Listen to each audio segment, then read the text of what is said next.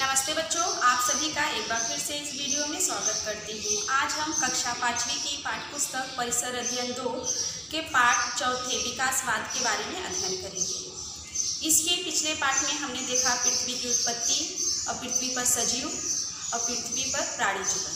इन महत्वपूर्ण मुद्दों के बारे में हमने अध्ययन कर लिया है। अब हम देखते हैं उन प्राणियों का विकास किस तरह से होता है। तो पाठ चौथा विकासवाद। देखो बच्चों, विकासवाद क्या है, विकासवाद का सिद्धांत किसने प्रस्तुत किए हैं। इस पाठ में हम 3 महत्वपूर्ण मुद्दों के बारे में अध्ययन करेंगे। तो सबसे पहला मुद्दा है विकास की अवधारणा, दूसरा है प्राणियों के विकास के चरण और तीसरा है मानव सदृश्य बांध। तो सबसे पहले है विकास की अवधारणा।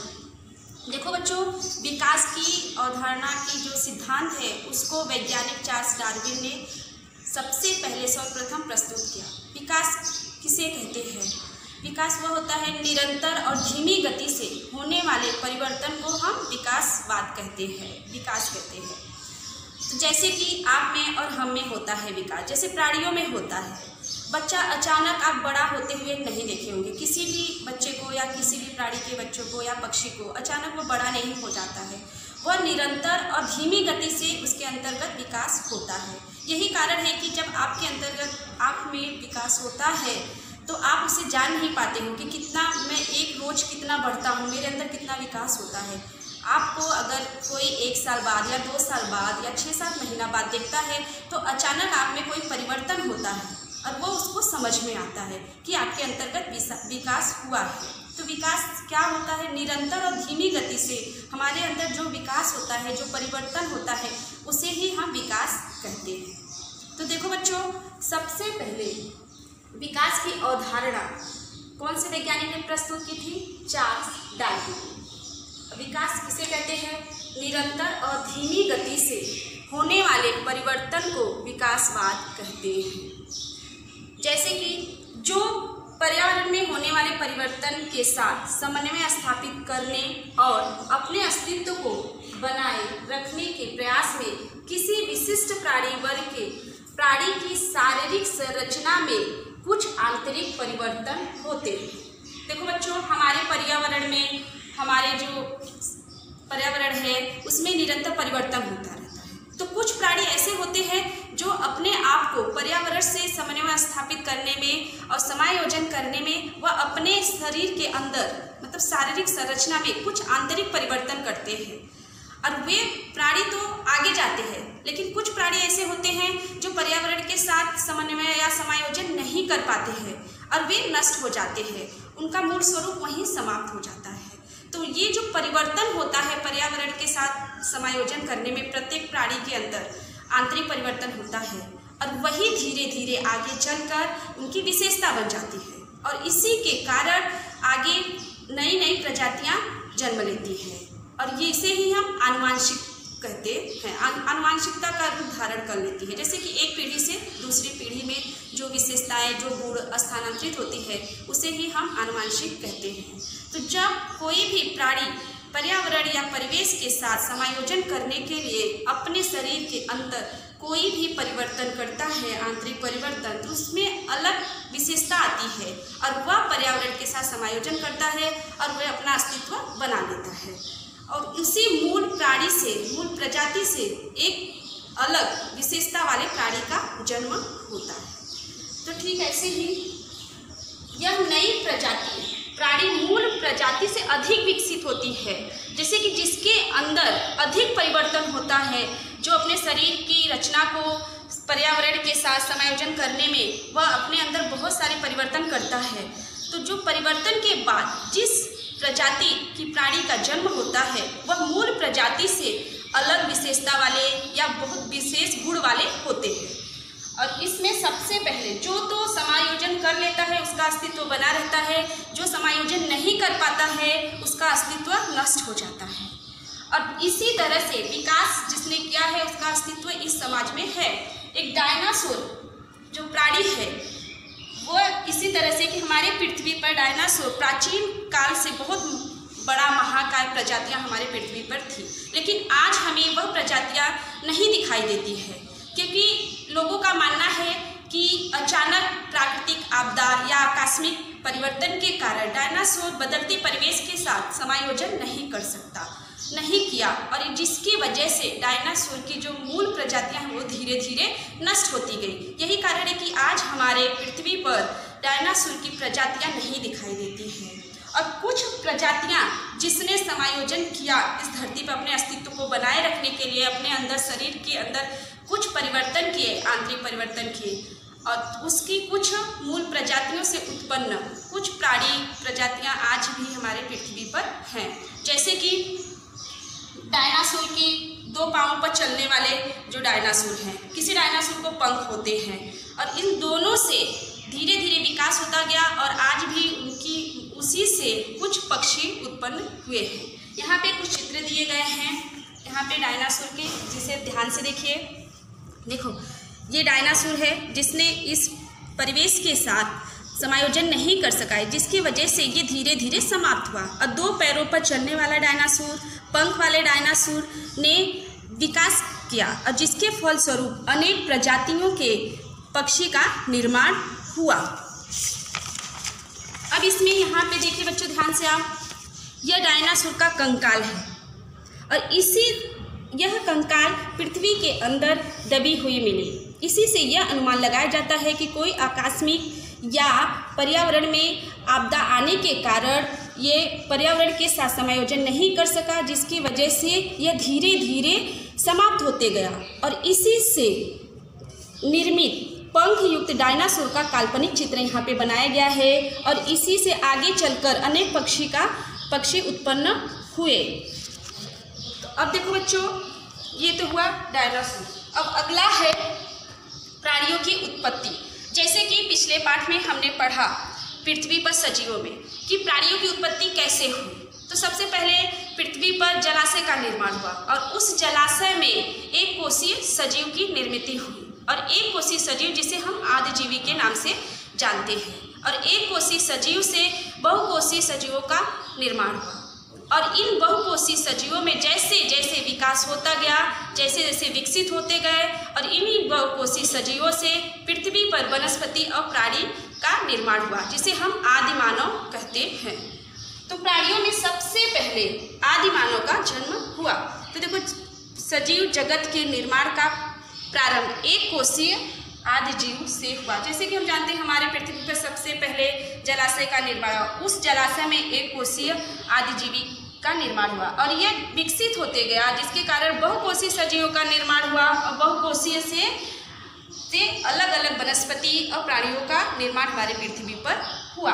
तो सबसे पहले हम देखेंगे प्राणियों के विकास की चरण, कि प्राणियों का विकास कैसे होता है, प्राणियों की विशेषताएं क्या होती है। तो उसे देखने के लिए बच्चों, आप यहाँ पे एक चार्ट बना हुआ है, जिसे आप ध्यान से देखिए। प्राणियों के विकास के चरण। तो सबसे पहले प्राणी के विकास के चरण में सजीव, कौन से सजीव आए थे? आदिजीव सजीव। और इस सजीव को हम 2 भागों में विभाजित कर दिए हैं। इनके विकास के चरण जो हैं 2 हैं, एक अपृष्ठवंशीय सजीव और दूसरा पृष्ठवंशीय सजीव। अपृष्ठवंशीय सजीव वे सजीव होते हैं बच्चों जिनके शरीर रीढ़ की हड्डी नहीं होती है, उसे अपृष्ठवंशीय सजीव कहते हैं। अपृष्ठवंशीय सजीव किसे कहते हैं? जिस सजीव के शरीर पर रीढ़ की हड्डी होती है उसे हम पृष्ठवंशीय सजीव कहते हैं। जैसे घोंघा, आप पानी में देखते होंगे घोंघा तैरते हुए, उसके शरीर पर रीढ़ की हड्डी नहीं होती है, जैसे कि आप यहाँ पे चित्र में देखिए। जो आप ध्यान देखिए, पहला चित्र जो दिया गया है घोंघा, अब इसके शरीर पर रीढ़ की हड्डी नहीं होता है और ये पानी में होता है। और इसी तरह से मच्छर को भी आप देखे होंगे, उसके भी शरीर पे रीढ़ की हड्डी नहीं होती है। केचुआ भी है जो दोनों साइड बारिश के मौसम में निकलता है, चलता है और दोनों साइड उसका मुंह होता है, इधर भी चलता है उधर भी, तो उसके भी शरीर पे रीढ़ की हड्डी नहीं होती है। ये सब जितने भी प्राणी सजीव हैं वह अपृष्ठवंशीय सजीव कहलाते हैं। अब दूसरा है विकास के चरण में पृष्ठवंशीय सजीव। अब पृष्ठवंशीय सजीव क्या है बच्चों? जिस सजीव के शरीर पर रीढ़ की हड्डी पाई जाती है उसे हम पृष्ठवंशीय सजीव कहते हैं। जैसे यहाँ पे आप देखिए, इसमें जलचर प्राणी आते हैं, जो जल में रहते हैं उसे हम जलचर प्राणी कहते हैं। और दूसरा है उभयचर, जो पानी और जमीन दोनों में रहते हैं, उसे हम उभयचर कहते हैं। फिर तीसरा है रेंगने वाले प्राणी, जैसे सांप ये। और फिर है सस्तन प्राणी। इस सभी पृष्ठवंशीय सजीव के अंतर्गत आते हैं। तो आप इस चित्र को ध्यान में दीजिए, देखिए जलचर। अब यहाँ पे जलचर जो पानी में रहते हैं, यहाँ पे उभयचर, जैसे जलचर में मछली आती है। अब फिर है मेढक में उभयचर आते हैं। उभयचर प्राणी में मेढक जो जमीन और पानी में दोनों रहते हैं। पक्षी भी आते हैं उभयचर में, कुछ पक्षी पानी में भी रहते हैं और जमीन पे दोनों में रहते हैं। और मछली जो है वो जलचर प्राणी है। ये सब सभी पृष्ठवंशीय प्राणी कहलाते हैं। फिर ऐसे सांप भी हैं पृष्ठवंशीय प्राणी में, और सस्तन प्राणी जैसे गाय। अब ये गाय है, ये भी पृष्ठवंशीय सजीव के अंतर्गत आते हैं। इसके भी शरीर पर रीढ़ की हड्डी होती है। अब देखो बच्चों, हम आगे देखेंगे सस्तन प्राणी की क्या विशेषताएं होती है। इसमें से हम क्या पढ़ेंगे, सस्तन प्राणी की विशेषताएं। तो सस्तन प्राणी की विशेषताएं ये होती है, हाँ देखो बच्चों, इन सभी पृष्ठवंशीय सजीव में सबसे अधिक विकसित सस्तन प्राणी होता है। तो इसमें हम देखेंगे इसकी क्या विशेषता होती है। देखो बच्चों, जैसे गाय, बकरी, भैंस यह सस्तन प्राणी होते हैं। तो सस्तन प्राणी की क्या विशेषता होती है। सस्तन प्राणी अपने गर्भ में पूर्ण वृद्धि के बाद शिशु को जन्म देती है। फिर उसके बाद उसके विकास के लिए वह अपने स्तनपान द्वारा शिशु का विकास करती है, जिसकी वजह से उसका विकास निरंतर होता रहता है। ये सस्तन प्राणी की मुख्य विशेषता है। लेकिन कुछ ऐसे प्राणी हैं जो सस्तन होने के बाद भी बच्चों वो अंडे को देते हैं, जैसे चींटी खाऊ, बतख चोचू। ये दो प्राणी ऐसे हैं जो अंडे देते हैं सस्तन होने के बाद भी। तो आप यहाँ पे देखिए बच्चों, बतख चोचू यह एक ऐसा प्राणी है जो सस्तन होने के बाद भी ये अंडे देती है। ठीक इसी तरह से यह दूसरा प्राणी चींटी खाऊ, ये भी एक प्राणी है। आप देखोगे कितना बड़ा दिख रहा है, ये भी सस्तन प्राणी है। फिर भी यह पूर्ण वृद्धि के बाद अपने शिशु को जन्म नहीं देता है। ये क्या देती है, यह अंडे को जन्म देती है, मतलब अंडे देते हैं। ये दो प्राणी ऐसे हैं। नहीं तो सभी सस्तन प्राणी की यही विशेषता होती है कि वह गर्भ में पूर्ण वृद्धि के बाद ही शिशु को जन्म देती है और कुछ महीनों तक वह अपने स्तनपान द्वारा, दूध के द्वारा, जैसे कि वह अपने बच्चों का विकास करती है। जैसे गाय है, भैंस है, बकरी है, वह कुछ महीनों तक अपने बच्चों का पालन अपने स्तनपान द्वारा कराती है। तो इस तरह से प्राणियों का विकास होता है। अब अगला हम देखेंगे मानव सदृश बानर। मानव सदृश बानर, तो देखो बच्चों, मानव सदृश बानर में आदि मानव आते हैं। अब मानव सदृश बानर का क्या तात्पर्य है। मानव से समानता रखने वाला बानर, जो बानर मानव जैसे दिखते हैं, जिसके अंदर मानव की समानता होती है, मतलब उसके जैसे दिखने वाले बानर को हम मानव सदृश बानर कहते हैं। तो इसमें सबसे पहले यहाँ पे आप देखिए, मानव सदृश बानर को हम क्या कहते हैं, एप बंदर कहते हैं। तो देखो बच्चों, एप बंदर में से जो बंदर पेड़ पे रहते थे, तो उसके अंदर कोई भी विकास नहीं हुआ, वो विकसित नहीं हुए।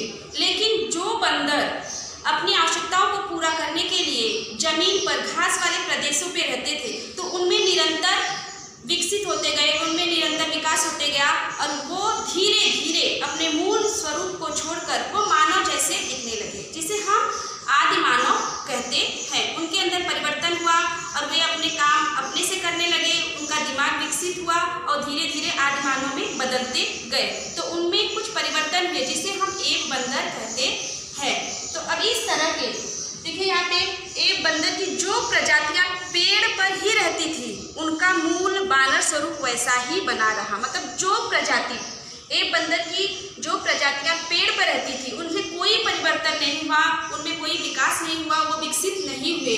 लेकिन जो प्रजातियां पेड़ से आकर के जमीन पर घास वाले प्रदेश में रहने लगे, वो धीरे धीरे निरंतर विकसित होते गए और उनमें विकास हुआ और वह आदि मानव धीरे धीरे रूप धारण कर लिए।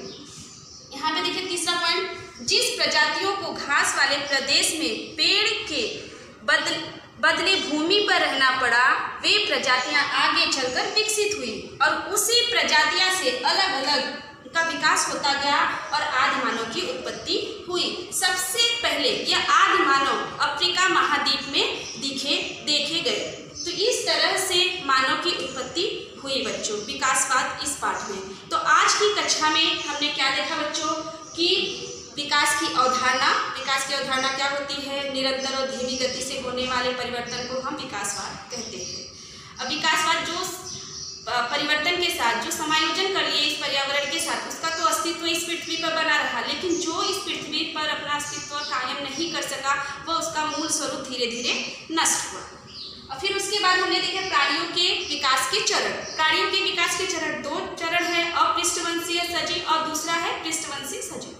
तो अपृष्ठवंशी जिसके शरीर पर रीढ़ की हड्डी नहीं होती है उसे हम अपृष्ठवंशी सजीव कहते हैं। अपृष्ठवंशी सजीव को जिसके शरीर पर रीढ़ की हड्डी होती है, इसके बारे में हमने अध्ययन किया। फिर तीसरा पॉइंट हम लोग मानव सदृश वानर के बारे में अध्ययन किया। तो आज की कक्षा के अनुसार बच्चों आपको यह गृह कार्य दिया जाता है कि विकास की अवधारणा और प्राणियों के विकास के चरण और मानव सदृश जो वानर हैं उसकी विशेषताओं को आपको लिख करके शुक्रवार और शनिवार को अपने ग्रुप में भेजना है। अगले वीडियो में हम फिर मिलेंगे। धन्यवाद।